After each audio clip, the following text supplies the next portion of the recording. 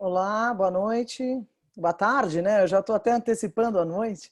Olá, boa tarde a todos. É uma grande alegria, uma grande satisfação estar aqui com tantas pessoas conhecidas que já até se apresentaram. A gente tem a Rosane, a gente tem o Glauco, tem vários colegas, amigos, advogados e pessoas que militam no terceiro setor, como a gente, muitos amigos de longas caminhadas, né?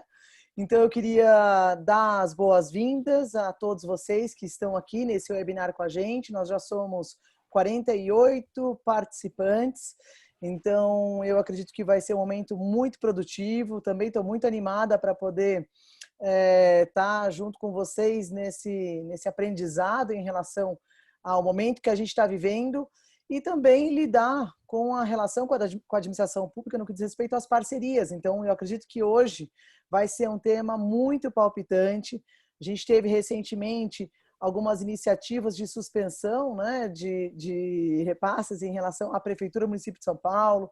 A gente já tem algumas legislações que servem de exemplo em alguns lugares do país. Enfim, eu acho que hoje o tema vai ser extremamente produtivo, como já mencionei, mas também contando com pessoas que já estão aí há muitos anos falando sobre o tema. O doutor Danilo vai estar fazendo a mediação no dia de hoje. O doutor Danilo Brandanitísio é o coordenador de conteúdo online da Comissão de Direito do Terceiro Setor. Então, ele vai estar aqui coordenando, vai estar aqui nos ajudando, né, fazendo a facilitação. A gente vai estar ouvindo o doutor Cláudio Ramos, o doutor Josenir Teixeira, a doutora Laís Figueiredo Lopes, o doutor Ricardo Monello. Ou seja, a gente está só com fera aqui hoje, né? Então vai ser muito gostoso. Esse é um espaço informal, né? É um espaço onde a gente tem o contato, mesmo que distante, né?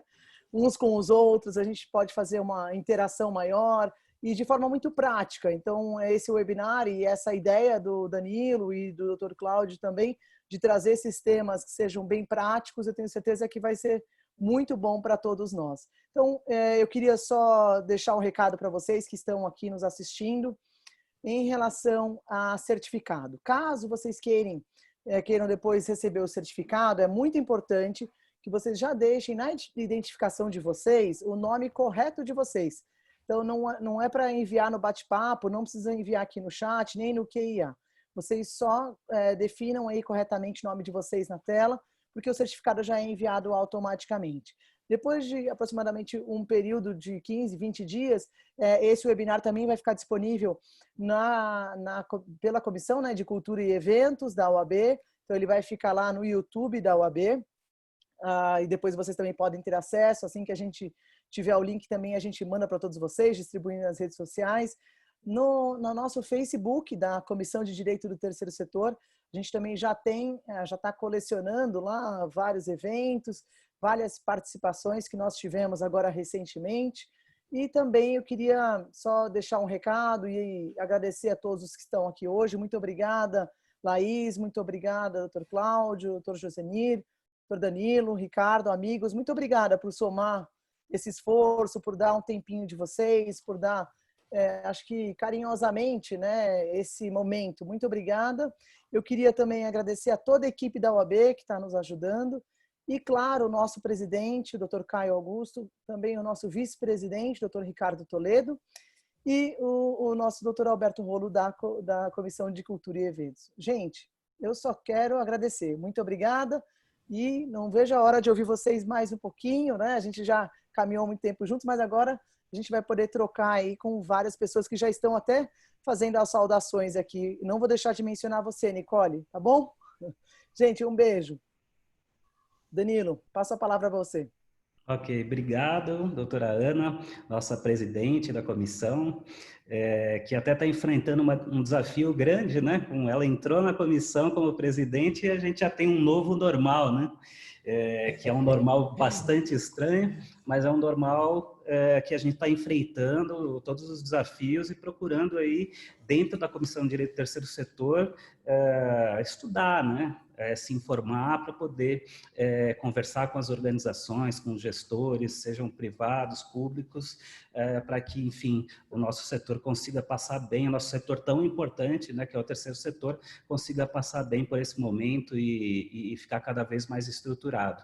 Queria agradecer também a todos que estão aqui nos assistindo, muitos amigos, né? Eu tenho visto aqui nos participantes, enfim, muita gente que está aí nessa caminhada com a gente do terceiro setor há bastante tempo, né? Desde o início da comissão, inclusive, né? Que para nós a gente tem muito carinho por esse trabalho, né? Está aí desde o início e verifica como esse trabalho vem se desenvolvendo e o próprio setor no Brasil tem se desenvolvido. E também dar um oi aí para os meus amigos, né, os doutores Cláudio, né, a própria Ana, presidente, mas agora um oi como amiga de comissão também, Ricardo, Josenir e Laís. Então, o tema de hoje é bem importante, como todos os outros, claro, que têm sido apresentados ao longo da pandemia, mas nós já tivemos uma legislação que a gente não pode talvez mais chamar de nova, né, que trata do marco regulatório e das parcerias com o poder público, e no momento que ainda tem muita gente que tem dúvidas sobre a lei, né, com esse cenário que nós temos, as dúvidas elas aumentam bastante, né, inclusive com o número de medidas provisórias, enfim, portarias e outros regulamentos que têm aparecido nesse momento. Então, a ideia é a gente começar.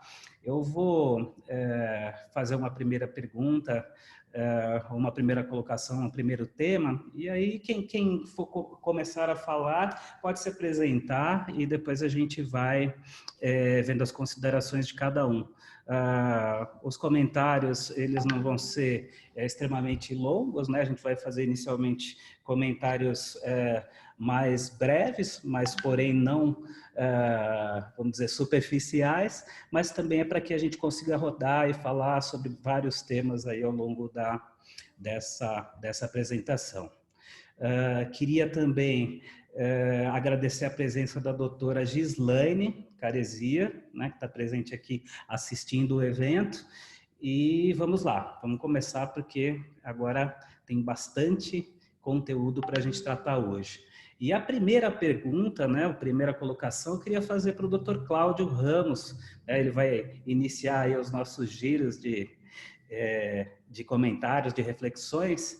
Então, para começar na parte mais geral, né, em linhas gerais, Dr. Cláudio, quais são os cuidados a serem adotados por uma organização da sociedade civil em tempos de pandemia?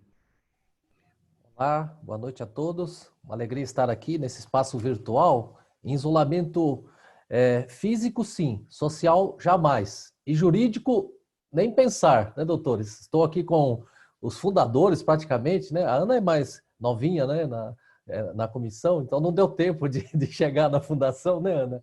Então, alegria nesse quase 18 anos da Comissão de Direito e Terceiro Setor, onde conheci o doutor Dani, doutor Ricardo, doutora Ana, doutora Laís. Então, uma alegria falar sobre legislação aplicável ao terceiro setor ou, para alguns hoje, organizações da sociedade civil.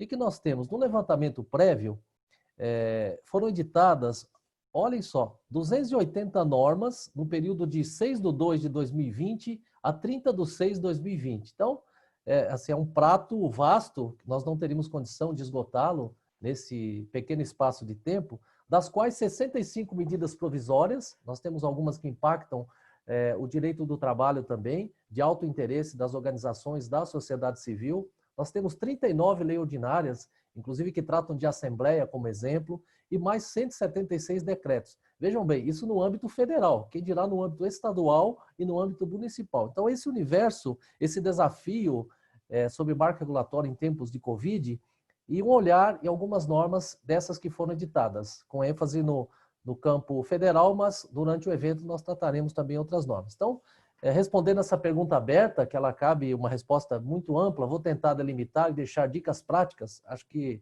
esse espaço também é importante para isso. Nós temos gestores, temos consultores, temos advogados, profissionais da contabilidade, auditores. Então, o que fazer, né? A pandemia chegou na organização. Então, numa reflexão breve, numa visão jurídica e de gestor, podemos dizer o seguinte: as organizações da sociedade civil, elas têm uma legitimidade, uma visibilidade muito interessante nesse momento de pandemia. Elas são acionadas automaticamente, porque conhecem a comunidade, acessam redes que normalmente o poder público tem alguma dificuldade, portanto, elas são ágeis e eficazes para atender os mais vulneráveis. Então, nesse sentido, nós já localizamos aí uma pressão em cima das atividades da organização da sociedade civil. Então, essa pressão, esse aumento de demanda por atender as pessoas em situação de vulnerabilidade, contrapõe com a questão de aporte de reparto financeiro do governo. Olha que situação. Então, nós temos o aumento da demanda e discussões sobre orçamento, a manutenção ou não,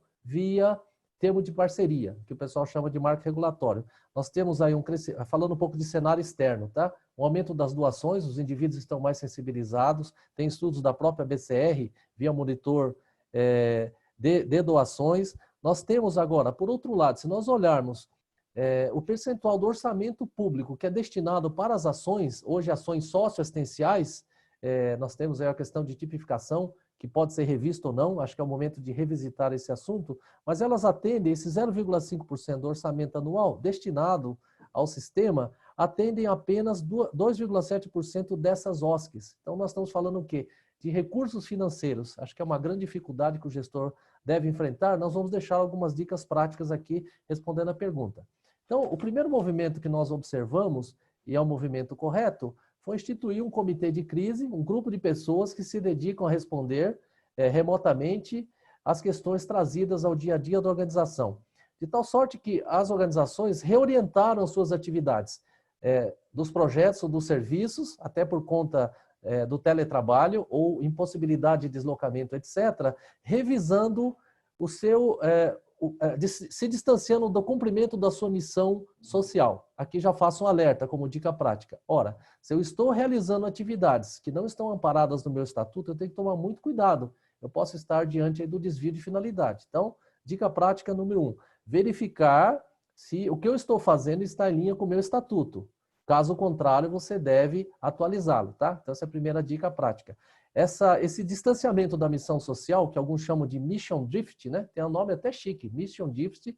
Se você está realizando isso, tem que fazer um alinhamento com o seu estatuto. Portanto, não seria de se extrair uma revisão estatutária para não incidir o artigo 50 do Código Civil, chamado desvio de finalidade, e que tem consequências, tá? Dica número 2, ficar atento às normas pandêmicas. Nós colocamos aí esse universo de 280 normas. É claro que nem todas se referem à pandemia, mas é uma pandemia de normas também, então é importante verificar esse ambiente interno dessas normas. Hoje nós vamos comentar algumas delas, tá? Medidas provisórias, lei de assembleia, etc. Agora, atento às questões do marco regulatório. Que artigos eu encontro na lei de parcerias, que eu prefiro ao invés de marco regulatório, e também no seu próprio decreto 8.726/2016, que poderiam abrigar decisões que eu deva tomar internamente para atender os desafios trazidos pela Covid. Então, os colegas aqui abordarão alguns artigos e a própria lei nesse sentido, tá? Então, eu preciso revisitar o marco regulatório e o próprio decreto. Uma outra dica prática, verificar alternativas em relação à equipe de trabalho, etc. Então, tem alternativas que você deve verificar. Durante o nosso encontro, nós vamos aprofundar isso. E aqui o capítulo especial, as questões trabalhistas, tem tido uma série de mudanças. Então, é fundamental se aliar com o seu departamento pessoal, com a sua área jurídica trabalhista. E outra dica, um orçamento de guerra, revisitar o seu fluxo de caixa, fazer uma análise horizontal e vertical em questões da calamidade. Nós tivemos alterações fiscais, tributárias, com ampliação de prazo de alguns tributos, então tem que readequar esse fluxo de caixa. Então, finalizo dizendo o seguinte, você gestor, você consultor, planejar e agir. Nada de novo, tá? Planejar e agir, elaborando esse plano de ação para enfrentamento da crise, que tem que ser revisitado praticamente semanalmente, porque as leis estão se modernizando. Uma hora pode abrir, outra não pode abrir, enfim, essas questões todas. Então, como início de um bate-papo, acho que algumas dicas que servem aos gestores sociais e também aos seus consultores que nos visitam. Muito obrigado. Muito bem, doutor Cláudio. São vários, hein, os cuidados aí que o senhor trouxe nas suas anotações. Sim. E agora eu vou passar a palavra para o doutor Josenir para ele complementar ou fazer alguma reflexão sobre a sua fala e os cuidados gerais, né, a serem adotados pelas organizações em tempos de pandemia. Obrigado, Danilo. Olá a todos, é um prazer estar com vocês. Ana, Cláudia, Laís, Ricardo, Danilo, pessoal da OAB, muito obrigado. A todos vocês que se interessaram pelo nosso assunto, muito obrigado. A gente vai ficar um tempinho aqui discutindo. Eu acho que a gente vai ficar aqui discutindo mais ou menos a mesma coisa que nos últimos 18 anos de comissão a gente tem discutido e mais ou menos o que eu nos últimos 30 anos também tenho discutido. Eu comentei que agora em maio, mês retrasado, eu fiz 30 anos de atuação no terceiro setor e não há muita diferença entre o que o Cláudio acabou de dizer e outras coisas que nós vamos acrescentar do que a gente conversava lá atrás. Aliás, hoje de manhã, muitos que estão aqui assistiram o evento do Tribunal de Contas aqui de São Paulo, voltado para o terceiro setor. Havia 2.000 pessoas assistindo hoje de manhã, e as dúvidas, as questões e as orientações, ou não orientações, eram praticamente as mesmas que a gente vê e viu ao longo dos últimos anos. A gente que atua no dia a dia e ajuda as entidades a se organizarem, a organizarem sua documentação, a gente está cansado de falar isso para as entidades e, de novo, a gente vê muitas entidades com dificuldade de organizar o básico. Então, os cuidados que o Cláudio falou, alinhados a todos os outros que foram discutidos hoje de manhã, eles são os mesmos, a gente não vai trazer aqui nenhuma novidade.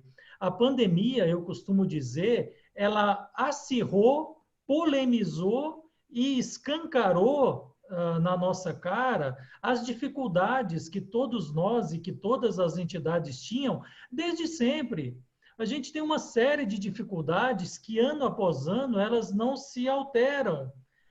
Eu tenho uma entidade, neste momento, que eu tenho que fazer a defesa dela no Tribunal de Contas, e a defesa, basicamente, a entidade não cumpriu nada do que ela deveria cumprir.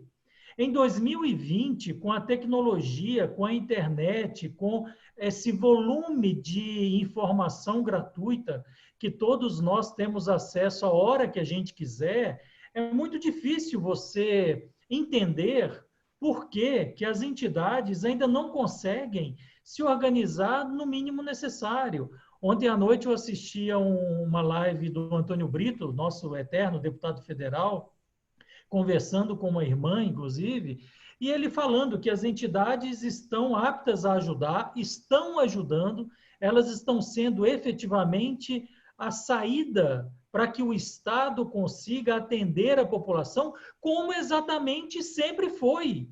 As entidades sempre foram isso. As entidades sempre estavam presentes no momento em que elas eram exigidas e mesmo assim, elas têm essas dificuldades e essas dificuldades fazem com que elas sejam punidas por causa de um ou outro descumprimento de uma obrigação boba, de algo que poderia ser facilmente contornável. O Cláudio acabou de falar a vinculação do objeto do estatuto a efetivamente o que se faz na prática. Meu Deus do céu, será que em 2020 a gente tem que falar isso?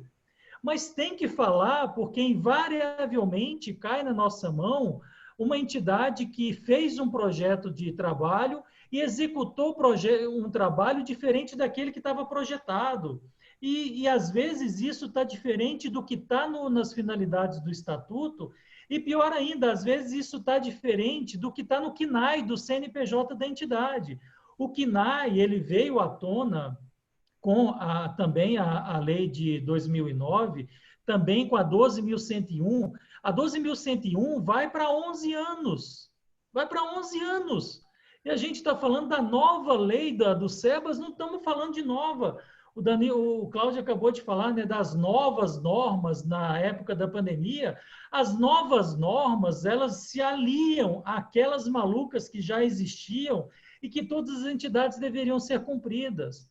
Então, eu vou falar um pouquinho mais à frente de prestação de contas, que passa por tudo isso, porque você só consegue prestar contas adequadas se você fez o projeto adequado, recebeu o dinheiro adequado, executou o que foi adequado, e daí você consegue prestar contas adequadas. Porque se nada disso aconteceu, a sua prestação de contas, na verdade, vai escancarar a sua deficiência interna de não ter conseguido atingir o objetivo ao qual você se propôs e que deve estar escrito lá nos instrumentos jurídicos que nortearam aquele relacionamento. Então, de certa maneira, se a prestação de contas, se você desenvolveu ao longo do tempo em que você fez a parceria com o poder público, se aquilo não foi desenvolvido da forma adequada, a sua prestação de contas, na verdade, vai escancarar o que você não fez e vai, de certa maneira, dar ao agente controlador, ao agente fiscalizador ou ao órgão de controle interno e externo, você vai dar para ele a própria bala que ele vai te fuzilar, porque ao longo do tempo você não conseguiu cumprir aquilo que estava sendo cumprido. Então, como primeira manifestação, acho que está de bom tamanho, Danilo. Ok. Bom, obrigado, Joseni. Enfim, esse tema, como todos nós vemos, né, claro que ele envolve uma série de situações que não dependem de pandemia, né, que todos nós passamos o tempo todo e que agora a gente só percebe muitas vezes que essa falha é uma falha, ou alguma falha é uma falha que nos atrapalha demais, né? Principalmente quando a gente fala de falhas de planejamento, até com organizações que dependiam demais enfim, de poucas parcerias, enfim, não diversificavam fontes de recursos, mas não é tema de hoje, só para comentar como é importante para a gente, né, muita organização fecha a porta, né? Não é só, a gente fala tanto de lojas, de comércios que estão com esse problema, mas o terceiro setor enfrenta exatamente o mesmo problema. O Laís, agora a doutora Laís, né, muito interessante a gente contar com o conhecimento dela, inclusive quando se fala de parcerias, porque ela contribuiu muito, né, com a nossa lei de parcerias, com o marco regulatório, enfim, como queiram chamar, com a lei 3.019, 2014, e queria ver as considerações da doutora Laís também sobre essa parte inicial. Estou até pensando aqui, já para refletir com meus amigos também, antes da Laís falar, eu acho que mais adiante eu vou fazer umas perguntas específicas para cada um, sem rodar, né, para todos falarem da mesma questão, porque eu acho que vai ficar mais rico o debate, né, com mais temas e menos opiniões sobre o mesmo tema. Claro que se alguém quiser complementar, basta complementar, né, após a fala do colega. Então, a doutora Laís, com vocês. Obrigada, Danilo. Queria cumprimentar aqui nessa mesa virtual a nossa presidenta, Ana Carolina Carrenho, e que nos dirige aqui na Comissão de Direito do Terceiro Setor, que eu passei a integrar aqui na minha volta ao Estado. E cumprimento aqui também meus colegas de comissão, Joseni, Danilo, Ricardo e Cláudio. É sempre um prazer estar aqui entre vocês, podendo, enfim, fazer reflexões e trocas acerca dos temas referentes ao direito das organizações da sociedade civil, do direito do terceiro setor. Eu acho que, enfim, pegando um pouco das falas anteriores, o Cláudio trouxe aqui as 280 normas, a gente no escritório teve a ousadia de acompanhar essas normas semanalmente, né? E uma das coisas que nos preocupa é justamente a ausência de normas específicas sobre as parcerias. A gente teve um único decreto, que foi o decreto 10.315 de 2020, que é um decreto federal, que tratou apenas do tema da prorrogação das parcerias que fossem ser encerradas nesse momento da pandemia. É um decreto de abril. E de lá para cá, o governo federal não tomou nenhuma medida que pudesse albergar, lastrear, alicerçar, ajudar, apoiar as organizações da sociedade civil. A gente teve medidas provisórias referentes ao setor econômico e nessas medidas provisórias também não vieram medidas de apoio, de socorro emergencial às organizações. As organizações mobilizaram no Congresso a possibilidade de também acessar crédito, apesar de ter muita dificuldade de depois poder pagar esses créditos, né? E também a possibilidade de utilizar da medida que tratou das sociedades anônimas, que foi a medida provisória 931, que dizia que, enfim, as assembleias podiam ser realizadas em prazo mais estendido, inclusive de forma virtual, que é o que a gente está vivendo hoje nesse momento de isolamento. Então, essas duas modificações foram conquistas da sociedade em articulação com o Congresso, não vieram do Poder Executivo.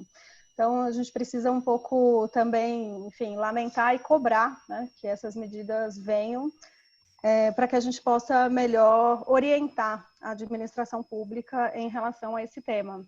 Na ausência de uma norma federal, os estados e municípios estão também buscando editar seus normativos para conseguir construir as suas lógicas de atuação em relação aos repasses de recursos públicos durante esse momento, que é um momento muito inusitado, muito histórico. Nenhum planejamento estratégico que foi realizado no passado teria previsto isso, né? Então, queria citar aqui 2 normativos interessantes nesse sentido, que é a Lei 9517, de 2020, né, do município de Salvador, que trata dessa possibilidade de readequação das metas e manutenção dos contratos de trabalho, que é sempre uma grande preocupação das organizações da sociedade civil. E também o decreto 47986 de 2020 do governo do estado de Minas Gerais, que também fala sobre a manutenção das parcerias, inclusive com a possibilidade de alteração do objeto, desde que as novas ações sejam conectadas com o processo de enfrentamento ao combate aos efeitos da pandemia. Então, são 2 normativos que vieram no sentido de ajudar essa discussão e a gente precisava ter essas regras mais claras, né, em todo o Estado, né, e aí desde a União até os demais entes subnacionais. Uma decisão importante, a gente tem uma jurisprudência positiva nesse caso, foi alcançada no Rio Grande do Sul, quando se discutiu a questão do MOVA, né, na educação, e o município resolveu suspender, né, toda a execução dessas parcerias e suspender, consequentemente, o repasse. E o Judiciário reconheceu que dentro da Lei 13.019 de 2014 não há hipótese de suspensão para que isso aconteça. Então, foi uma jurisprudência bastante positiva que eu gostaria também de registrar, porque eu acho que na medida que a gente não tenha as soluções administrativas em consenso, em comunhão com a administração pública, o Judiciário, enfim, infelizmente, precisa ser acionado para solucionar os conflitos que estão colocados. E aí, até quando a gente escuta essa discussão que o Josene traz de, enfim, por que há tantos anos a gente continua discutindo a mesma coisa, né? Eu acho que a gente já avançou bastante, mas, de fato, tem uma questão que enfim, sempre me instiga bastante, é que a gente reconhece bastante a fragilidade institucional das organizações da sociedade civil Brasil afora. Especialmente no campo da assistência social, enfim, a gente tem muitas organizações que têm uma fragilidade de gestão e que precisa contar com apoio, né? E aí vários projetos interessantes nas universidades, nas próprias comissões da ordem, enfim, em vários espaços a gente busca fazer esses processos de apoio, de capacitação, de gestão, de desenvolvimento institucional às organizações. Mas existe também, enfim, uma fragilidade institucional dentro da administração pública. E aí é muito importante que a gente também entenda isso, que muitas vezes os gestores também estão sem saber o que fazer dentro da própria administração pública. Então, nesse momento, onde a principal questão é a repactuação do plano de trabalho, a reformulação das metas e a construção dessa legitimidade de que esses recursos sim estão sendo empregados dentro da lógica pública, com todas as questões que o isolamento social impõe, precisa ser, enfim, feita em conjunto, né, nessa lógica de parceria entre a organização da sociedade civil e a administração pública. E muitas vezes o órgão público não sabe o que fazer. E aí precisa contar com, enfim, com uma orientação mais macro do ente subnacional como um todo, por isso a necessidade de edição de uma norma mais clara do município inteiro, enfim, do estado inteiro, e especialmente se viesse alguma coisa da União nesse sentido. Como contribuição ao cenário, a plataforma para um novo marco regulatório das organizações de sociedade civil, que é um coletivo que reúne diversas organizações, enfim, pediu, aí eu ajudei nessa redação, junto com a advogada Paula Estorto, na construção de uma cartilha sobre a execução das parcerias durante o momento da pandemia. Eu vou depois aqui colocar o link para vocês, quem quiser, enfim, saber um pouco mais, Mas justamente também trabalhando nessa cartilha, é que nessa lógica de pensar o planejamento, seleção e celebração, execução, monitoramento, avaliação e prestação de contas, que é uma lógica didática dessa lei processual, que é a Lei 3.019 de 2014, a gente sente a ausência das regras e a necessidade de que nós, advogados, tenhamos que fazer, enfim, as construções a partir do ordenamento jurídico de buscar acionar, né, quais são os alicerces, os fundamentos da própria lei e os demais normativos vigentes para tentar construir um caminho, né? Então, ali tem algumas contribuições que passam por coisas objetivas, desde tomar cuidado com formalização e sobre essas questões da execução e das mudanças do plano de trabalho, até a prestação de contas, que vai ser aqui também mais conversada posteriormente. Uma coisa que a lei objetivamente trouxe foi a hipótese de dispensa de chamamento público para questões de calamidade pública, como é o caso que a gente está vivendo, e está previsto no artigo 30 da Lei 13.019 de 2014. Então, essa ideia de convocação das entidades para que elas possam ser parceiras no enfrentamento aos efeitos da pandemia também está colocada como uma possibilidade. E aí a gente sabe que as organizações têm muita mediação nas comunidades, tem muita entrada com o público que atende, enfim, então acaba sendo um super ator importante para a distribuição de equipamentos de segurança, de higiene e de, enfim, alimentos e etc. Então, é possível fazer parcerias que possam, enfim, apoiar o Estado nesse sentido. Mas esse mesmo Estado precisa definir sobre as parcerias que estão em execução também e não deixar as organizações à deriva para que, enfim, as soluções venham a posteriori, né? Mesmo nesse decreto federal, quando fala de alteração de plano de trabalho, ele dá um prazo de 120 dias para que essa alteração seja feita. Então, é compreensível que as coisas não sejam feitas de forma imediata, porque é uma situação muito sui generis, muito inusitada para todo mundo, mas que a gente tenha essa clareza e que os órgãos possam chamar suas redes e fazer as negociações necessárias para que a situação possa ser melhor orientada nesse momento. Então, acho que como primeiras contribuições, o que eu queria trazer do cenário era um pouco do que a gente já conseguiu avançar, a lacuna existente legislativa, a necessidade que a gente tem de discussão sobre isso, né? E um pouco dos cuidados aí, adicionando ao que já foi falado, essa necessidade sempre de formalizar, porque a administração pública, no final das contas, vai julgar sempre pelas justificativas, pelas coisas que estão escritas nos processos administrativos.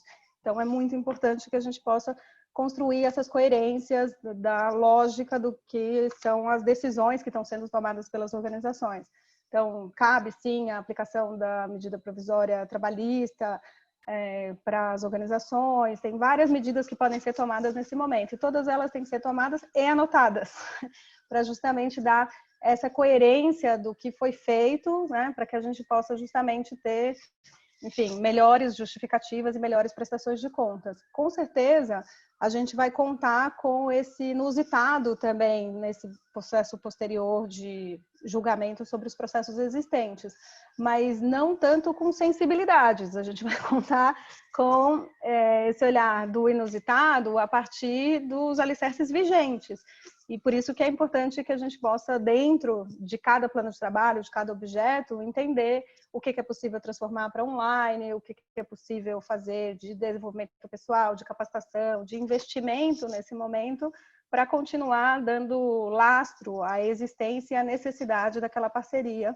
Isso sem falar nas parcerias que estão aí no front, realmente continuando atuando a todo vapor e nos protegendo, né, seja na área da saúde, na assistência, que são bastante relevantes, né? Eu falo mais sobre essas que estão ainda com bastante dúvidas sobre a sua continuidade aí durante o processo da pandemia. As ordens para o debate, para o diálogo, para as perguntas, e, enfim, vou tentar, já vi aqui rapidamente que o Josene me apoiou colocando alguns links, e se faltar algum eu tento contribuir. Obrigada.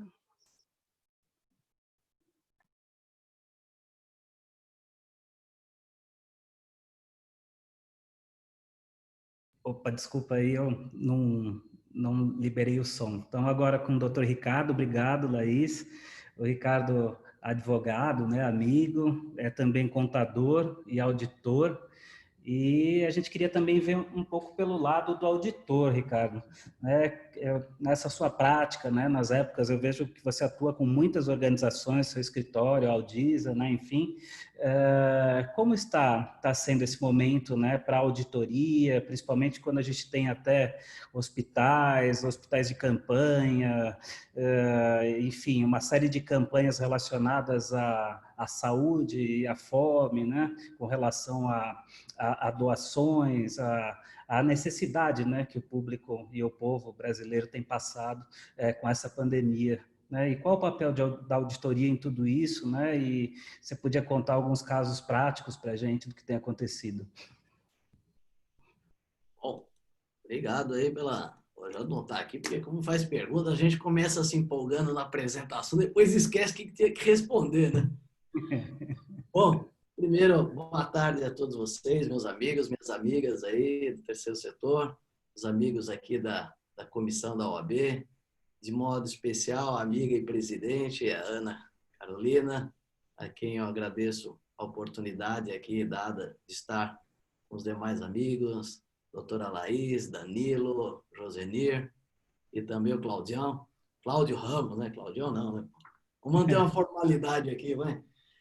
E agradecer cada um também que prestigia aqui esse trabalho da comissão, que tem feito esse trabalho gigante, atendendo não só os profissionais no estado de São Paulo, mas pessoas de vários lugares do Brasil.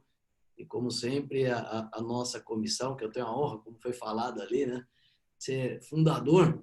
Quando você fala fundador, Cláudio, isso aí denota um pouco o tempo, né? E você foi muito educado ali ao blindar a Ana nessa questão. Mas falando em tempo, eu também, aí, já vi que eu e o Josenir somos os mais antigos em tempo de estrada aí. Pode não parecer, viu, Josenir, mas eu completei agora em abril 34 anos de terceiro setor. Né? Então, somos mais antigos aqui. Você nasceu antes. Mas o bom é justamente essas pessoas que estão reunidas, cada qual aí contribuindo com muita formação, muito conhecimento há bom tempo.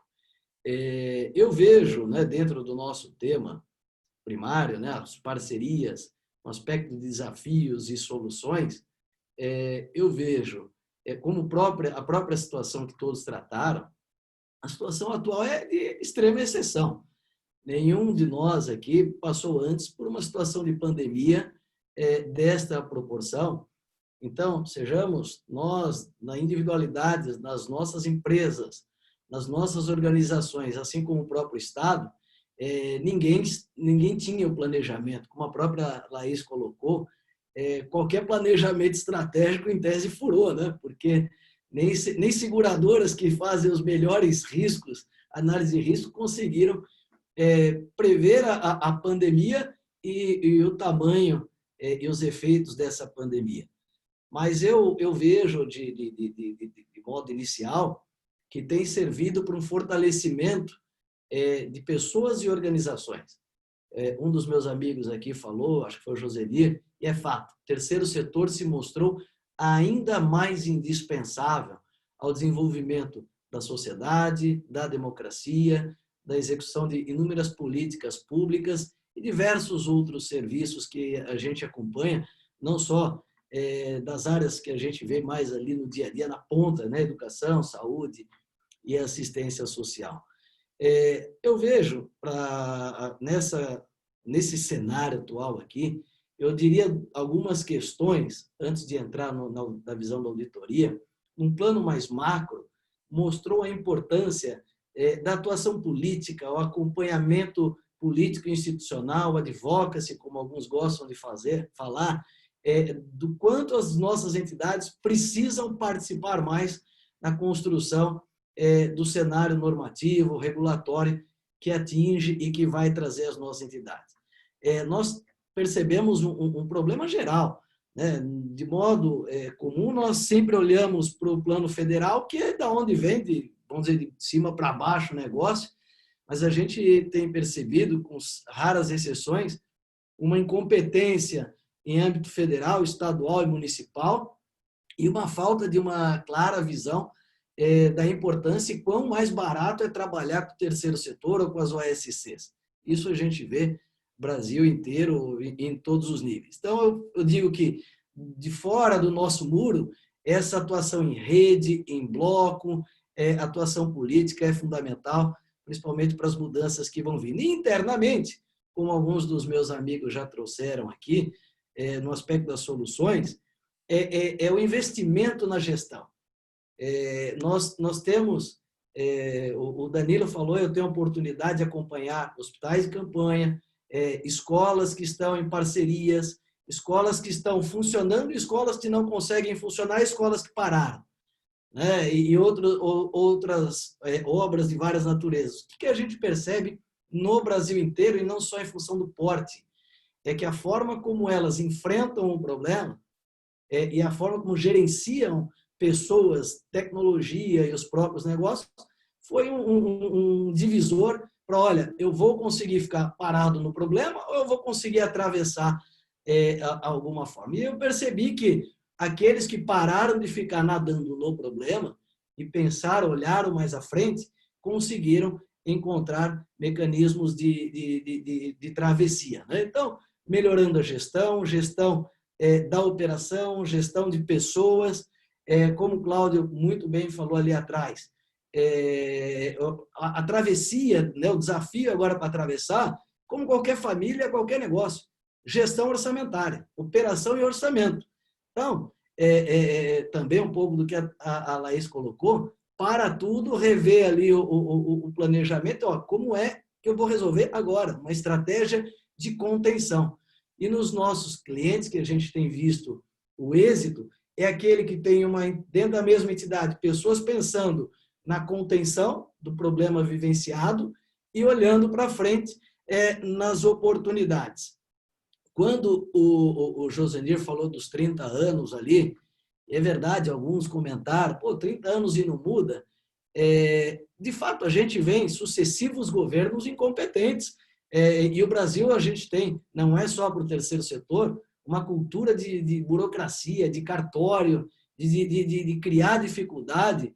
E isso é um negócio que a sociedade precisa melhorar para todo mundo. Agora, o que a gente também percebe, fazendo uma meia-culpa, e acho que aí está uma oportunidade para avançar, dentro desse cenário de exceção, nós temos regras que passaram a envolver as organizações nas parcerias, nas contratações, na alteração das suas contratações.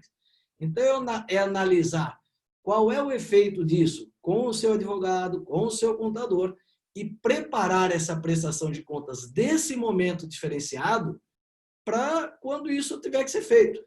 Olhando o seguinte, falamos do evento do Tribunal de Contas, o Tribunal de Contas vai olhar daqui um mês, daqui um ano, daqui 2 anos, daqui a algum tempo, com uma outra cabeça, mas não com a cabeça que a gente está vivendo agora, que é no meio da pandemia, e aí, como é que eu apago o incêndio?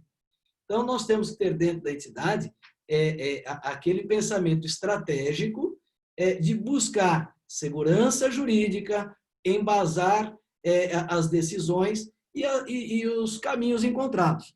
Eu tenho percebido em vários clientes, aí entrando já na questão da auditoria, quando veio a legislação permitindo a dispensa da licitação ou facilitando ainda mais as contratações, não só das entidades, foi uma porteira aberta. Então, o negócio foi uma porteira aberta e a gente está vendo pipocar Brasil afora os casos de corrupção, alguns envolvendo, inclusive, entidades do terceiro setor, as nossas organizações da sociedade civil. E não é raro perceber que muitas entram de gaiato, umas caem num conto da sereia, daqui, né, no canto da sereia, que a coisa está fácil, o prefeito, que quer que seja, porque aí não é mais o presidente da República, a coisa acontece na cidade. Então, aí, olha, quem é que está chegando com a proposta para mim? Quais são as condições? Então, nós temos que, olhando com uma certa cautela, né, e eu falo, o que está sendo proposto para a entidade? Qual é o risco? Né? A gente fala muito de compliance hoje em dia. Qual é o risco da entidade ser questionada? Seja o ente público, o administrador público ou a entidade, com todas as normas que saíram agora, e acho que foi a Laís que falou das 280 normas, aqueles cuidados básicos de quem eu compro, como eu estou comprando, quais os cuidados eu estou tendo, a documentação, a gente percebe que é ali que está sendo o problema. Então, tem gente que fala, não preciso, o prefeito me garantiu que eu pode ser contratado e eu posso comprar. Então, esses cuidados de não ser seduzido pela facilidade vão ajudar a evitar o problema. Porque a hora que estoura esse abacaxi na mão da entidade, fulano já não é mais prefeito, mas a entidade está lá. Então, eu diria que o apoio jurídico, um apoio contábil e uma visão de compliance, de conformidade, vai ajudar bastante e com muito cuidado na documentação. Ô Danilo, eu posso falar ou você vai fazer outra rodada? Não, com certeza. Pode complementar, doutor. Eu queria só fazer uma fala rapidamente, Joseni, não quero te atrapalhar nem atrapalhar o grupo, mas eu só queria registrar que tanto em relação a 10.315, que a Laís mencionou, quanto a medida provisória 944 e a medida provisória 931, a Comissão de Direito do Terceiro Setor oficiou os respectivos representantes da Câmara e do Senado para que houvesse um maior apoio no sentido de visibilidade, né? Porque sequer a visibilidade das organizações foi feita nesse cenário de pandemia. A gente já teve algumas manifestações e, obviamente, não teve outros retornos, né? Também enviamos para outros temas em relação ao ITCMD, está tudo registrado lá no nosso site da Comissão de Direito do Terceiro Setor, só para o registro. Eu quero pegar um gancho só do que o Ricardo falou e pegar o gancho também de uma pergunta que alguém fez aqui. Se a gente fala, o Ricardo mais tempo que eu, ele se entregou. Se a gente fala mais ou menos a mesma coisa, se a gente sabe o que deve ser feito, por que que a gente não faz? Que a gente sabe que tem que fazer o plano de trabalho, a gente sabe que tem que fazer. Que a gente sabe que não pode confiar na autoridade da vez, a gente sabe que não pode porque os mandatos acabam, as pessoas mudam, ninguém vai lembrar daquele detalhe que foi conversado no jantar aquele dia, não sei o quê, porque na hora que a coisa estoura, na hora que eventualmente a entidade é questionada por algum motivo não republicano, o que vale é o que a entidade tem de papel. O que nós, advogados, vamos precisar, o que os contadores vão precisar, o que os auditores vão precisar, é de papel em que a entidade externou a sua postura em relação a determinada circunstância. Então, por que isso não muda há 10, 20, 30 anos? É porque, por mais que a gente tente convencer as entidades a se profissionalizarem do ponto de vista de registrar, e a Laís disse isso, de registrar as suas posturas, os seus pensamentos, os seus atos, nem que seja por e-mail, para que daqui a 1 ano, 2, a gente resgate aquele e-mail que foi enviado para a autoridade, ou para o controlador, ou para o órgão externo, dizendo que, olha, no dia 6 de julho, bem durante a pandemia, a entidade agiu dessa forma, porque o cenário era desse jeito, eu não tinha condição de agir diferente por causa disso, eu fui premido pelas circunstâncias a agir dessa forma, porque se ela mandar nem que seja um e-mail safado para alguém, a gente resgata esse e-mail daqui a 1, 2, 3 anos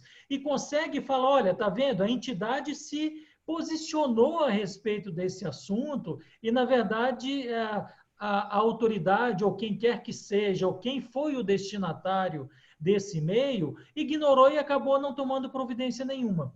Mas eu vou falar de novo quando voltar a palavra para mim, eu só queria fazer esse adendo. Obrigado, doutor Josenir. Agora, seguindo, né, voltando ao doutor Cláudio, a gente tem aí mais 35 minutos, enfim.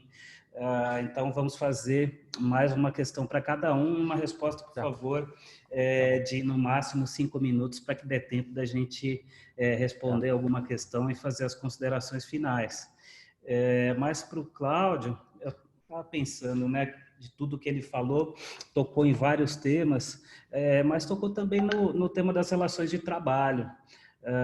Eu queria que, se possível, né, o Dr. Cláudio aprofundasse só um pouco quais os ajustes, né, que são possíveis serem realizados dentro da legislação, enfim, pandemia e pós-pandemia, que ainda não estamos na pós, mas já estamos passando pelo primeiro movimento aí.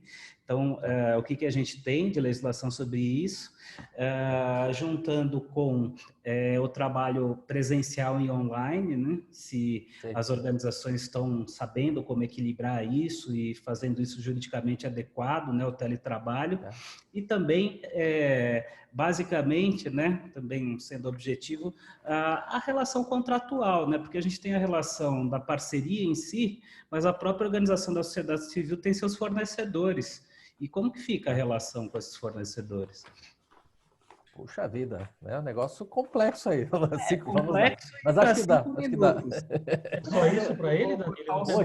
Não tem mais nada beleza. aí para ele falar, não? Bom, em relação a relações do trabalho e relações com fornecedores, né, a primeira observação que eu faço, a doutora Laís já abordou isso, a possibilidade de alteração da parceria. Então, a própria lei ela estabelece isso. E ela lembrou a impossibilidade de término desse contrato, dessa parceria. Tá? Então, a primeira informação é essa aí, que você pode alterar, e a lei é específica lá no seu artigo 55, que tem que ser solicitada formalmente e justificada pelo gestor social. Tá? Então, aquele gestor social tem que ficar atento a essas questões. Então, defendo que é uma aproximação com o gestor daquela política pública, verificar como ele enxerga isso, se é que ele enxerga alguma coisa, nós já vimos que tem dificuldades, né? O Josenir provavelmente vai aprofundar esse assunto. O gestor também, lembrando que a lei trata de improbidade administrativa, então isso pode gerar uma certa paralisia. Vamos ver o que acontece no cenário interno, ver como eu reajo, e não reagir também é uma reação. Então, nesse sentido, a primeira orientação é que essa parceria poderá ser alterada, mediante uma negociação, um acordo com o gestor daquela política pública. Agora, segundo o decreto 10.282, é considerada atividade essencial assistência à saúde e social. Olha só, o próprio decreto reconhece esse DNA de essencialidade e que leva ao atendimento da população em estado de vulnerabilidade. Então, nós temos um conflito. Aquele funcionário que, eventualmente, é grupo de risco, que tem uma função linha de frente no atendimento da assistência social da saúde e que tem que ficar em isolamento social. Tá? Então, como conciliar isso?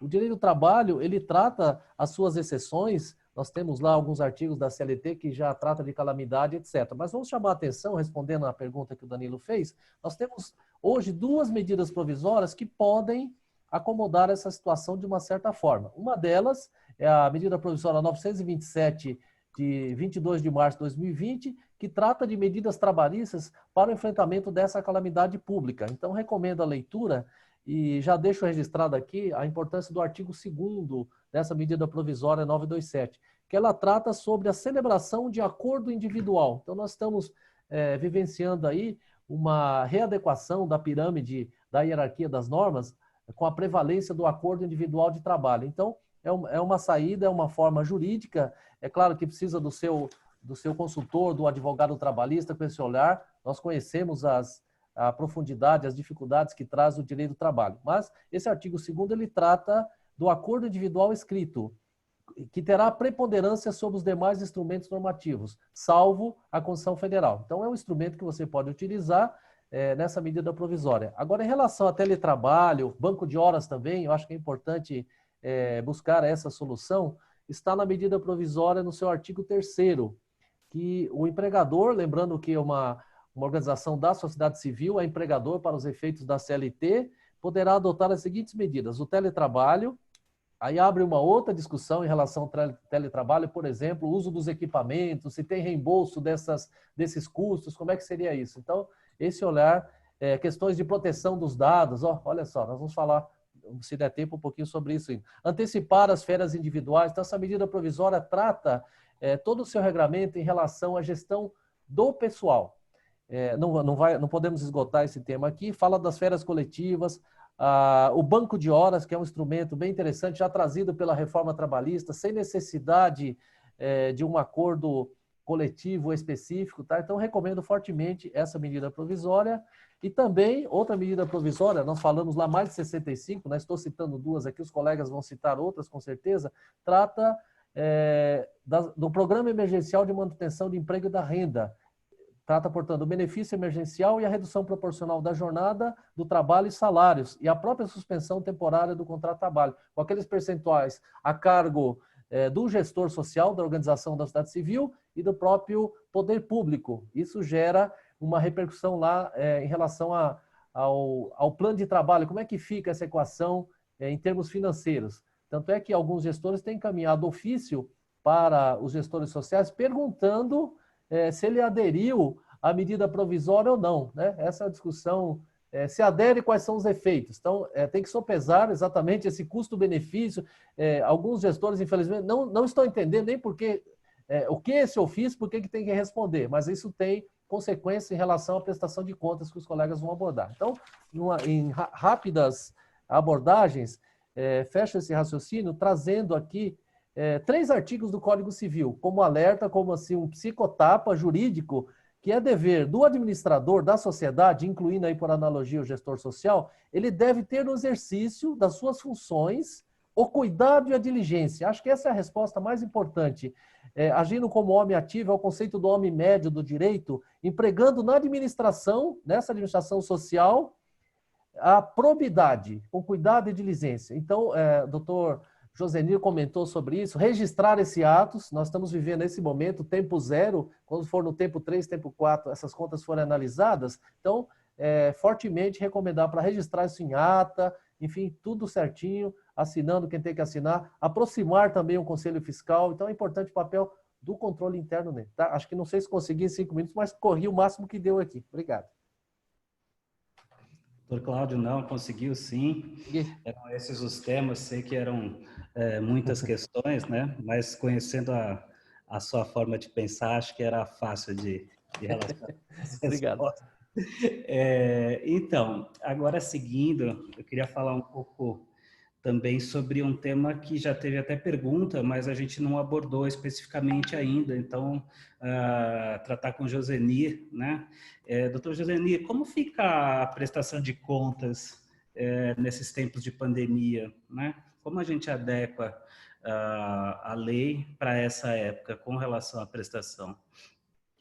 Antes da prestação de contas, o Danilo e colegas e assistentes, eu quero retomar, já que eu tenho pouquíssimo tempo, eu quero retomar essa história que eu alertei de a necessidade de se manifestar para o gerente do seu contrato, para o seu parceiro público, sobre o andamento das ações durante essa época de exceção. No evento que a gente já se referiu hoje, do Tribunal de Contas do Estado, o que ficou claro, e também a gente já sabia, obviamente, é que o tribunal também ele não tem respostas prontas para as perguntas que estão sendo feitas, porque as pessoas que trabalham lá também estão vivenciando essa situação nova. Foram feitas muitas perguntas práticas de suspensão de contratos, de suspensão de parcerias, de não repasse, etc. e tal, que o tribunal também não sabe responder, porque eles também estão vivenciando isso. E não adianta procurar nos juízes a saída para todos os nossos males, porque eles também são cidadãos como nós e também estão vivenciando a época da pandemia, e quando chega alguma questão para eles, eles têm que se apoiar nos princípios gerais de direito e no que até agora foi editado.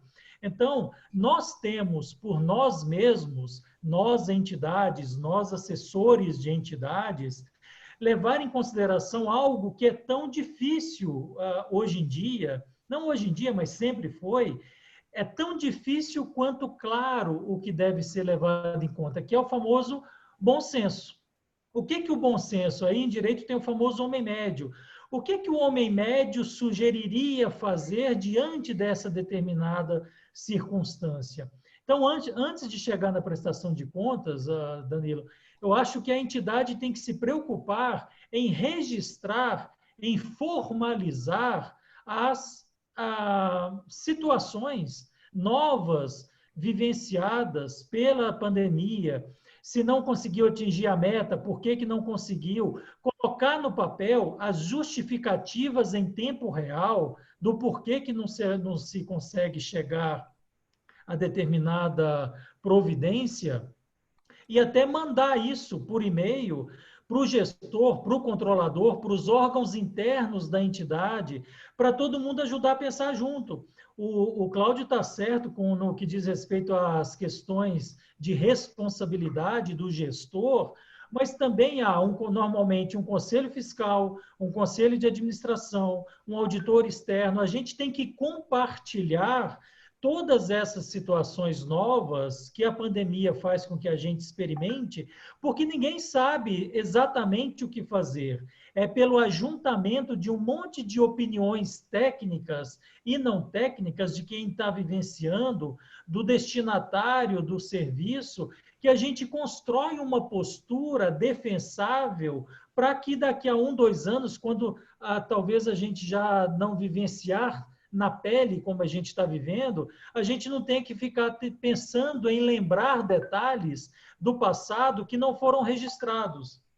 Quando eu falei da prestação de contas, existe uma lei que é muito boa, que todos nós ajudamos a fazer com que ela fosse editada e que agora, recentemente, até sofreu uma tentativa de mudança do seu foco, e ainda bem que o STF não se sujeitou a isso, que é a LINDB, a Lei de Introdução às Normas Brasileiras, as normas de direito brasileiro, que é a Lei 13.655 de 2018.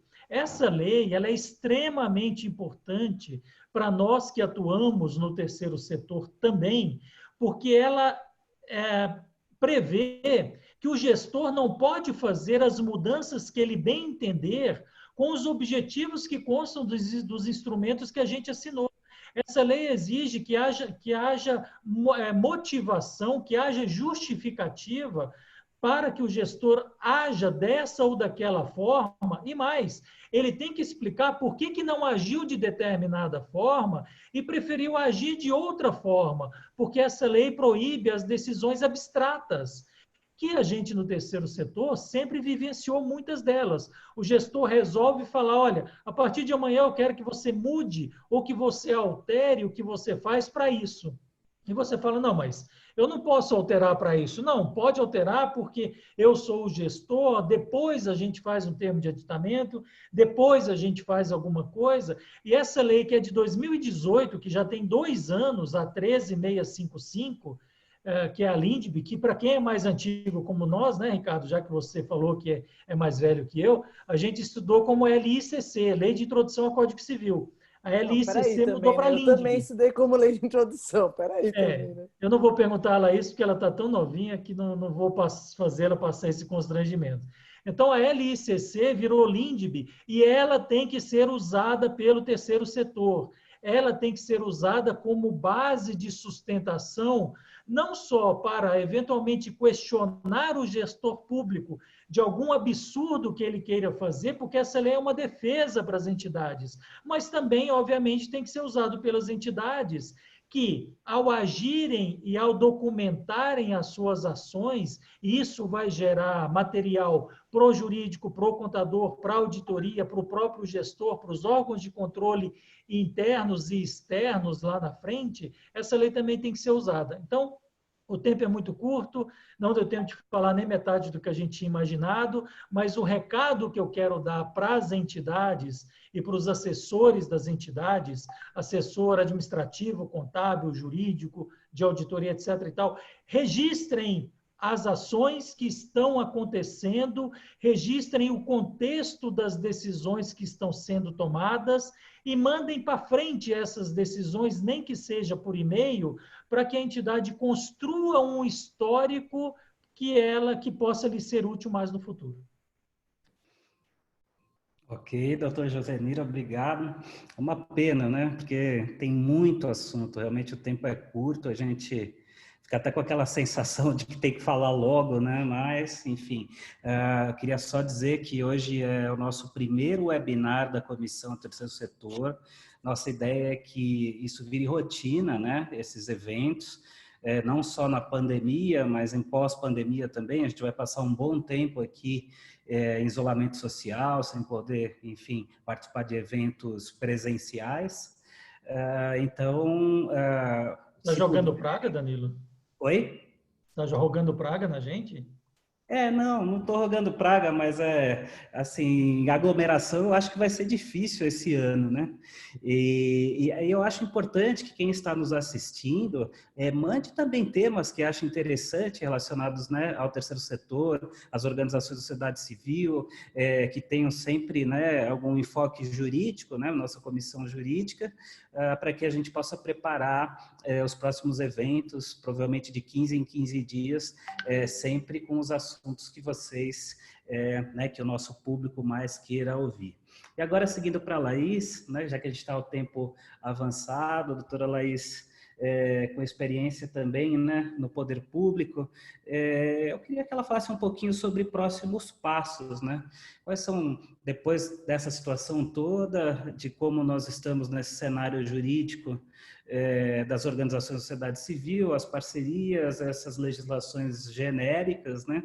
Quais os próximos passos do legislativo e qual a relação com o executivo? Obrigada, Danilo. Eu queria, antes de responder aí a sua pergunta, fazer coro a essa ideia que eu acho que resume muito, que é a ideia do registro do bom senso, né? Então, é muito importante que as justificativas sejam construídas de forma que elas possam contar uma história.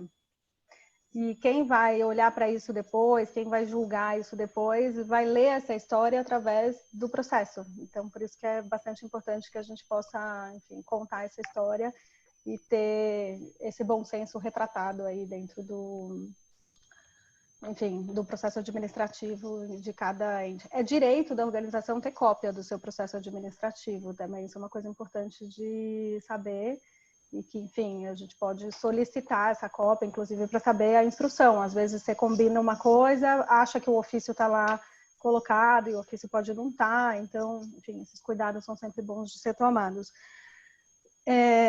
O deputado Afonso Florenzi, que é presidente da Frente Parlamentar em Defesa das Organizações da Sociedade Civil, no âmbito da medida provisória 944, ele fez emendas referentes ao processo de parcerias, inclusive correlacionando a ideia de que, enfim, para ter acesso ao crédito, você deveria manter os contratos de trabalho, manter as parcerias vigentes, e ali tinha diversas coisas que eram úteis para o cenário. Então, ali já tem um conjunto de propostas que podem ser agrupadas numa eventual nova iniciativa legislativa. E acho que, enfim, dentro da comissão, a Ana, que dirige a comissão, também já tem um pouco essa ideia de se debruçar em termos desse cenário para pensar propostas também para essa melhoria, especialmente focado nessa insegurança que esse processo nos gera no momento. As iniciativas que eu citei aqui do município de Salvador e do governo do estado de Minas são positivas. A gente tem, até na minha fala anterior, eu citei a decisão do MOVA, mas ela é do TCM de São Paulo, e a decisão do Rio Grande do Sul é referente à educação também, mas não era do MOVA, né? Era sobre educação infantil. Então, eu citei aqui as duas coisas dentro do chat para vocês, e acho que, enfim, esses elementos, sejam dos tribunais de contas, do judiciário, somados às propostas que já foram feitas, que já estão prontas, e a experiência de todos os integrantes, pode gerar, né, a partir também da leitura que já está, então, proposta no Congresso, uma nova propositura para que a gente possa melhorar essa insegurança que está colocada no momento. Minimamente, eu imagino que a gente precise expressamente falar sobre a adequação dos planos de trabalho, a adequação das metas, a prorrogação de prazos para a prestação de contas, a possibilidade de inclusão de novas ações, inclusive induzindo que as organizações nos apoiem nesse processo de combate aos efeitos da pandemia, né? E, enfim, obviamente que a alteração do plano de trabalho é sempre uma coisa complexa, porque ela foi desenhada para uma determinada coisa e a gente não quer que ela se desvirtue completamente, mas há, como foi feito no governo do Estado de Minas, a possibilidade de que ela mantenha a coerência com seu público beneficiário, apoiando também no combate aos efeitos da pandemia, não sendo uma coisa completamente despropositada. Então, acho que esses exercícios precisam ser feitos e a gente precisa avançar nessa conversa com o Legislativo. Em relação à pandemia, porque em relação aos outros temas, aí a gente tem vários outros debates que a gente vai deixar para os outros webinars, né, como, enfim, as discussões sobre TCMD e as coisas que a comissão também está envolvida. E acho que no executivo, enfim, obviamente que as organizações individualmente, como disse o Joseni, precisam procurar o gestor da parceria para conversar. Mas acho que a gente pode também levar essa conversa de uma maneira mais coletiva, né? Enfim, para cada uma das políticas setoriais, existem fóruns, redes, coletivos de organizações da sociedade civil que podem buscar uma resposta mais concreta da administração pública quando faz isso de forma conjunta, né? Então, até essas duas decisões que eu citei aqui, seja do TCM de São Paulo, seja do Tribunal de Justiça do Rio Grande do Sul, é fruto de uma articulação das próprias redes, né, das organizações que fazem a execução do MOVA em São Paulo, das organizações que fazem a execução da educação infantil no Rio Grande do Sul, que não aceitaram as decisões da administração pública e que se uniram estrategicamente para buscar uma decisão diferente. Então, acho que, enfim, essa plataforma de diálogo pode acontecer de forma direta junto com o executivo ou passar por meio de um processo, seja administrativo, seja judicial, alguns, inclusive, contando com a presença de parlamentares, como foi nesses dois casos que eu citei aqui, tanto no município de São Paulo quanto no Rio Grande do Sul. Acho que é bastante importante, enfim, a gente se debruçar sobre isso, porque sim, no futuro a gente vai ter os julgamentos do que está acontecendo agora, obviamente com todas as peculiaridades e todas as incertezas do que está colocado, mas o protagonismo, a boa-fé, enfim, o movimento em prol de solucionar as questões de uma maneira razoável, com bom senso, preservando a boa utilização do recurso público, vai ser vetor desse julgamento. E também não se espera que a gente, enfim, permita a demissão em massa de todas as pessoas e que haja descontinuidade das parcerias.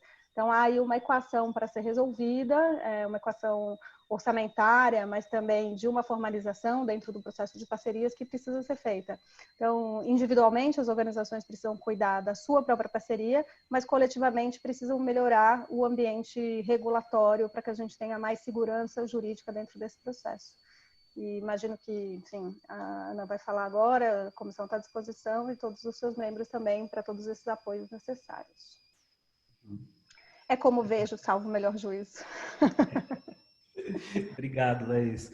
E, doutor Ricardo, mais uma vez, né, voltando para a ideia com uma visão mais de gestão, também de auditoria, além da jurídica, claro, eu queria pensar também no enfoque agora meio que também interno da organização para manutenção até da qualidade dos serviços durante a parceria e da responsabilidade mesmo dos dirigentes, né?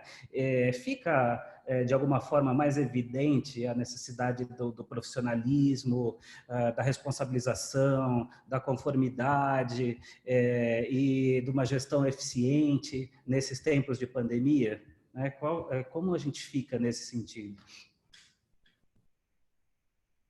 Legal, Danilo, a tua pergunta. Eu digo que eu tive a felicidade, né, e a oportunidade de nascer numa família de contadores e advogados e psicólogo também, que, aliás, hoje em dia acho que é o mais importante. E hoje, tudo isso que a gente tem visto aqui, e o que muito bem o Josenir, a Laís trataram, né, da segurança jurídica, esse cuidado, isso é uma interface permanente do direito, a contabilidade e a auditoria. Então, tudo isso caminha permanentemente junto. Cláudio também é contador, sabe disso. Quando nós falamos da segurança jurídica, e sabendo que tem vários que estão nos assistindo, provavelmente não são advogados, são gestores, são outras áreas de conhecimento, eu digo assim, duas coisas eu penso dessa questão da segurança jurídica, é a previsibilidade e a boa-fé. Na questão da previsibilidade, é aquela visão do como se deve agir. Veja que isso tem a ver até com quando a gente fala do compliance, a conformidade, que é a conduta, né? Então, e a boa-fé é realmente agir com a intenção de fazer o melhor, da forma mais correta possível e dentro da legalidade. Porque, e aí, aumentando um pouco mais esse aspecto da própria segurança aqui trazida, abrindo o seguinte, para quem está nos assistindo, eu tenho que observar que é sobre o aspecto do direito administrativo, civil, tributário, trabalhista e por aí vai. Consumidor, nós temos entidades aqui que com certeza também vendem, têm relações de consumo. Cada uma dessas áreas, eu tenho que fazer um levantamento assim, o que está acontecendo? A Laís trouxe alguns detalhes, o Cláudio trouxe outros, o Josenir, a própria Ana. Quando a gente fala de gestão, é assim, em relação a cada um dos efeitos que a entidade está envolvida. Então, ela aderiu à medida provisória nas questões trabalhistas. Então, qual é o impacto prático operacional destas medidas? Ou seja, eu mexi nos contratos dos meus funcionários, eu vou postergar recolhimentos de tributos. Então, cada uma dessas vai exigir uma forma diferenciada de atuação. É o que a gente fala, no modelo Disney de gestão, ele fala da granulação. Quando você pensa que já viu tudo, granule de novo, desça aos detalhes. Então, aí você vai indo, você vai mitigando riscos. Então, olhar a parte trabalhista com o olhar e os riscos e as normas trabalhistas. E assim, tributário, fiscal, o societário e por aí vai. E aí eu entro na questão da gestão. Eu digo para você, Danilo, as entidades perceberam também nessa situação de pandemia a importância da governança. Como a gente tem visto, as entidades perceberam o seguinte, na melhor das intenções, criaram verdadeiros monstrengos de estatutos. Ou seja, todo mundo ficou naquilo, eu não consigo fazer uma assembleia virtual, eu não consigo fazer uma reunião virtual. Bom, tivemos aí a Lei 14.010, que resolveu, de certa forma, alguns problemas, a medida provisória 931, que a Laís também mencionou, que também foi feito um trabalho para incluir ali a questão das OSCs, mas, na verdade, assim, ninguém estava proibido de fazer uma reunião virtual. O que a gente percebeu é que havia um despreparo em como fazer, uma dificuldade em coisas simples, como a relação com o cartório, e aí outros também perceberam o seguinte, por que eu complico tanto uma assembleia na minha entidade? Então, tinha coisa que não precisava passar em assembleia. Tinha coisa, então, é hora de se ver atribuições estatutárias, governança no sentido de cada um no seu quadrado. Ou seja, para que eu preciso ter uma assembleia para fazer um encontro de gente ou de alguns coitados que vão pagar os pecados de se encontrar naquela época do ano? Então, reduz para aquilo que a lei estabelece, aliás, só dá 2 atribuições para a Assembleia, né? Então, mas aquilo que é extremamente essencial. Então, diríamos que é importante olhar a gestão como processo, como procedimento, mas um passo atrás, pensar na governança, quais são as atribuições, quais são as competências, como eu efetivamente estabeleço políticas da minha organização para que elas fluam de uma maneira eficaz e com simplicidade. Nós temos que perceber, com base nessa pandemia, que a gente precisa simplificar o processo. Dar segurança não é ficar criando norma, é fazer a coisa acontecer com lógica, com rastreabilidade e, obviamente, com o apoio do advogado e do contador, fazendo aqui, obviamente, a propaganda das nossas classes, né? Ok, Ricardo, muito bom. E agora, enfim, com o avançado aí do tempo, né? Minha culpa esse avançado, hein?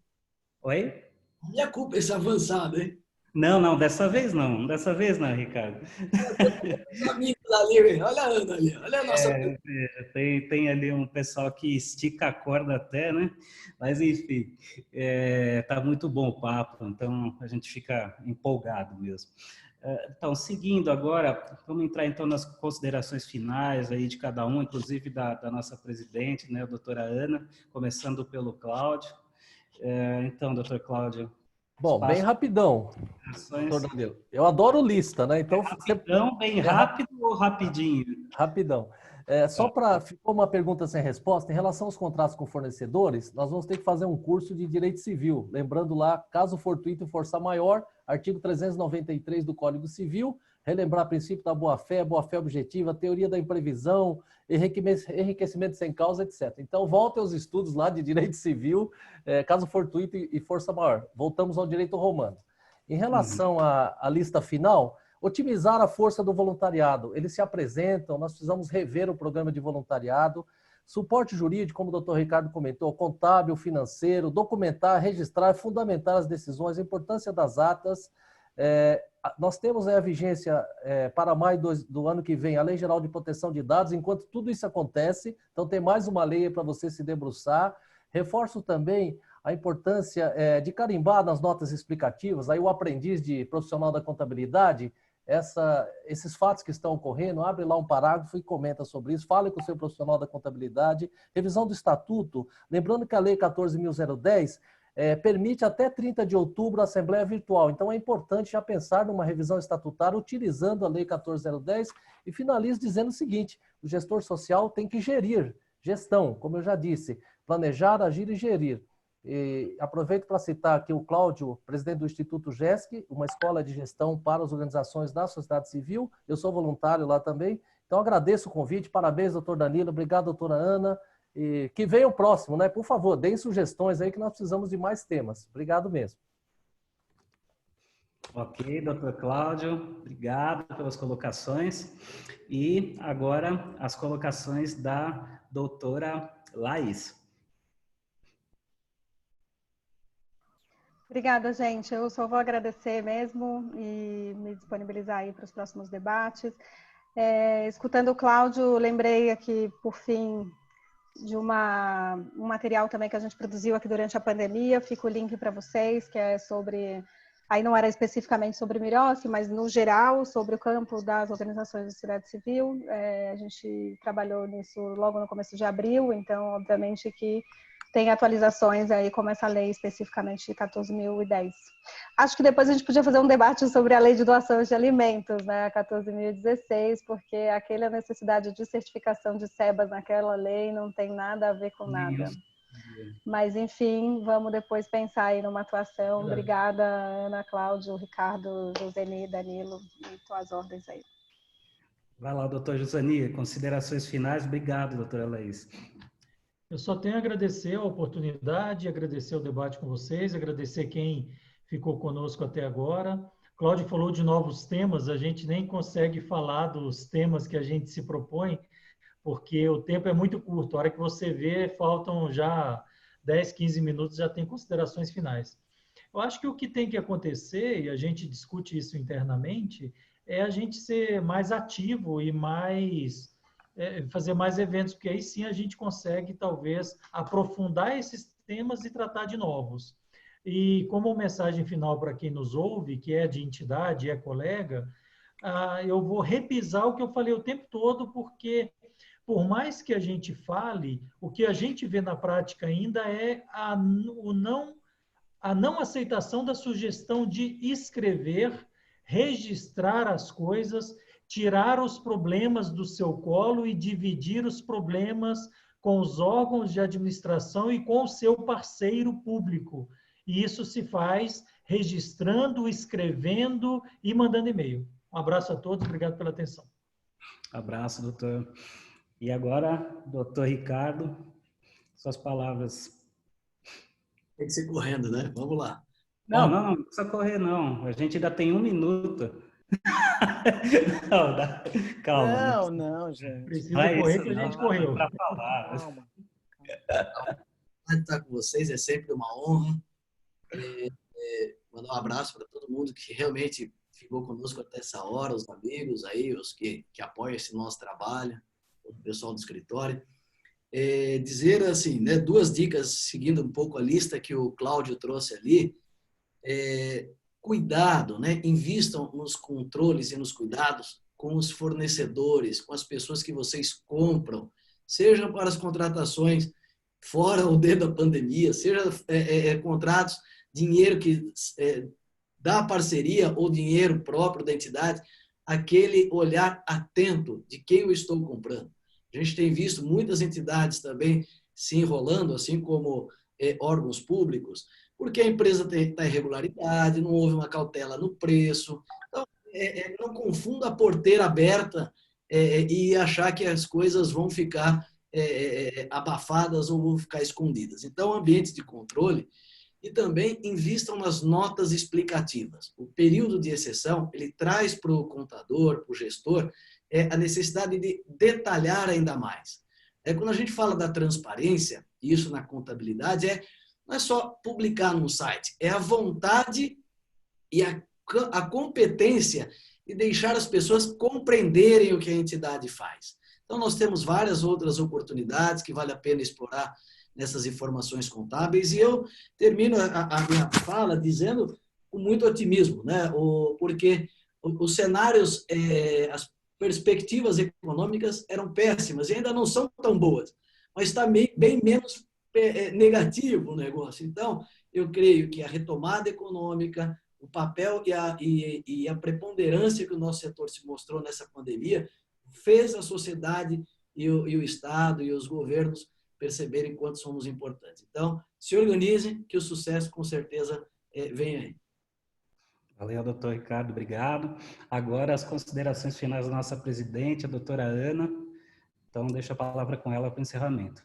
Não, eu vou só fazer uma fala e vou deixar para você encerrar. Pelo amor de Deus, você que faz toda a coordenação, cuidou de tudo, e só marcar aqui a presença, dizer para vocês que em relação à questão de Tribunal de Contas, pelo menos aqui do Estado de São Paulo, o secretário da comissão, o Dr. Paulo Sartorelli, já iniciou algumas conversas de aproximação com o Tribunal de Contas do Estado de São Paulo, até porque como ele atua muito com SEIs, né, tem uma demanda muito grande, junto com a doutora Alessandra Cristina também, então eu acredito que logo mais haja alguma notícia a respeito disso, alguma reunião, alguma coisa nesse sentido.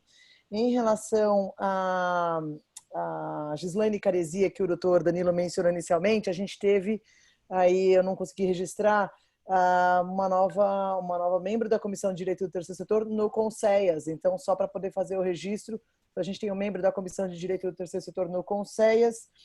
Queria também falar, Josenir, que muito embora o tempo seja curto, na verdade, ele nos deixa com vontade de mais e mais realizar, nem que sejam pílulas como essa, né? Para que a gente possa também, até a gente experimentar e ver o que funciona melhor, né? Então, acho que como o Danilo colocou que essa é uma primeira experiência, de repente, na próxima a gente faz uma dinâmica diferente, a gente ouve também as pessoas que nos mandaram solicitações, informações, e mandaram muitas dicas também, teve muita gente que mandou sugestão, então, acho que também é uma oportunidade para a gente ouvir essas sugestões e ver o que a gente pode estar fornecendo de informação. E aí, só para fechar, eu acho que em relação a todo esse tempo que a gente tem de atuação no terceiro setor, um dos aspectos que a gente mais tem estudado, até porque eu tenho me debruçado bastante sobre essa questão do ITCMD, que a Laís comentou, eu não sei porquê, mas é alguma coisa que eu sou apaixonada pelo tema, mas a questão da eficiência, né? A gente tem visto que esse é um critério que tem vindo pelo Tribunal de Contas e, inclusive, para quem doa também, né? Então, além da transparência, a análise econômica do direito tem vindo aí com força, não só em aspectos constitucionais, em aspectos de tribunais de contas, mas também no terceiro setor. Então, eu acho que é algo que a gente pode depois também até levar para um outro debate, uma outra discussão, análise econômica do direito no terceiro setor. Acho que depois a gente pode até falar mais sobre isso. Bom, gente, eu só vou me despedir, queria agradecer pela oportunidade. Eu fiquei aqui, olha, querendo falar, querendo participar, mas eu acho que é muito importante ouvir vocês e a gente ter essas trocas, e aí também a gente poder se ver em outros eventos. Acho que foi uma excelente experiência, a gente conseguiu manter o tempo todo, né, um grupo muito grande de pessoas de forma contínua, o que foi muito bom também, muitos pares do país todo. Então, muito obrigada a todos vocês, né, que na verdade estrelaram aqui hoje. Eu tenho certeza que esse evento foi super bem sucedido em função de vocês estarem aqui. Muito obrigado. Bom, pessoal, Tchau, então gente, obrigado. Obrigado, doutora Ana, obrigado a todos.